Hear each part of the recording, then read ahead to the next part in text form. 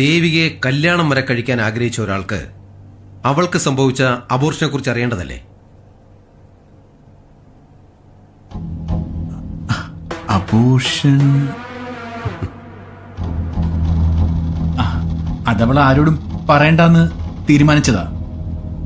അതാ പെട്ടെന്ന് ചോദിച്ചപ്പോ ഓർമ്മ വരാതിരുന്നത്. പിന്നെ ഇതൊന്നും അവൾക്കത്ര പ്രശ്നമൊന്നുമല്ല.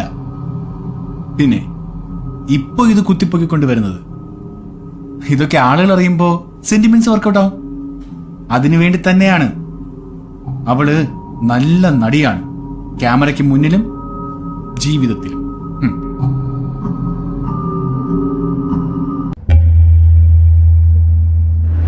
അതെ, അവൾ ഈ ഡ്രാമ ഇനിയും തുടരും. ഇനിയും പല കഥകളും ഉണ്ടാക്കും. ഇതൊന്നും അവള് ചെയ്യുന്നതല്ലല്ലോ. അവള് കഴിക്കുന്നതും നടക്കുന്നതും ജീവിക്കുന്നതും ഫുള്ള് ഡ്രഗ്സിന്റെ പുറത്താ. പിന്നെ നേരത്തെ അവള് പറഞ്ഞ മീറ്റു, അതും പിന്നെ ഞങ്ങൾക്കിടയിലെ സെക്സ്, അതും. ഇതൊക്കെ ബ്ലഡ് റിപ്പോർട്ടിലുണ്ടല്ലോ. ഈ പറഞ്ഞ ബ്ലഡ് റിപ്പോർട്ടിൽ സഡേഷന്റെ കണ്ടന്റ് കൂടിയുണ്ട്.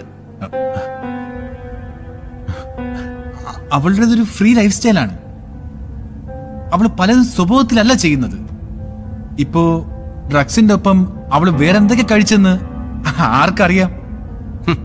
എത്രയൊക്കെ ഒരു പെൺകുട്ടി ഫ്രീ ആയിട്ട് പെരുമാറിയെന്ന് പറഞ്ഞാലും ഇനി അഥവാ പെരുമാറിയാൽ തന്നെ നരേഷേ, അതൊക്കെ റേപ്പ് ചെയ്യാനുള്ള ലൈസൻസ് ആണ്.